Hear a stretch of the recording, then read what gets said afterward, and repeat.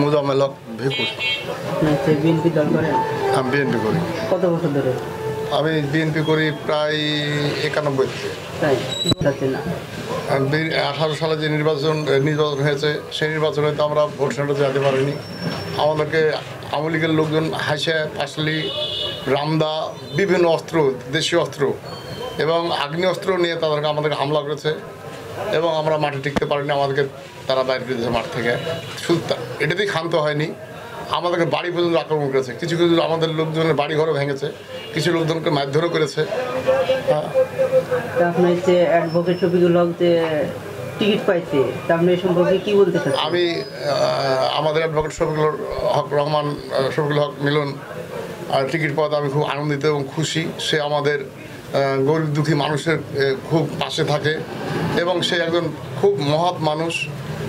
শুধু তাই না, ওর কাছে যে অবস্থায় যে যাক না কেন, সে যে অবস্থায় থাকুক, সে সঙ্গে সঙ্গে তাদেরকে আসে বিভিন্ন উপকার, মেডিকেল বলেন, অসুখ বিসুখ বলেন, তার সাহায্য সহানুভূতি বলেন, সব দিক দিয়ে কেশ কাছালি সব কিছু দিয়ে উনি সব কিছু দিয়ে সাহায্য করেন আমাদেরকে। উনি একজন খুব মহৎ মানুষ এবং তিনি এবং পাঁচক নামাজও পড়ে।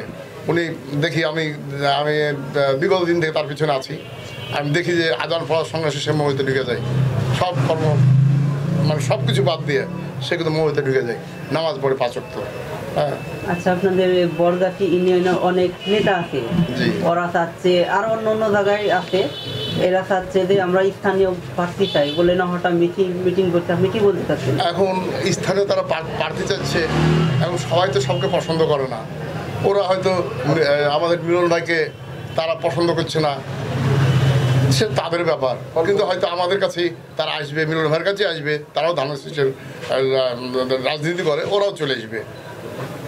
আচ্ছা, দীর্ঘ 18 সালে যে একটা মারামারি গন্ডগোল হয়েছে, এ সম্পর্কে কি বলতে চান? আমরা খুব আনন্দিত। সে একজন আর মুখে ভাষায় বলা যায় না, সে একজন খুব খারাপ মহিলা এবং দেশের খুব ক্ষতি করেছে। আমরাও বাড়িতে ঘুমাইতে পারিনি তার অত্যাচারে। কোনোদিন আমরা ওই কে নবগঞ্জে, কে কাকনে, বিভিন্ন জায়গাতে আমরা পড়ে থেকেছি, মাঠে ঘাটে। তো উনি আর ফাঁসি রায়ে আমরা খুব আনন্দিত।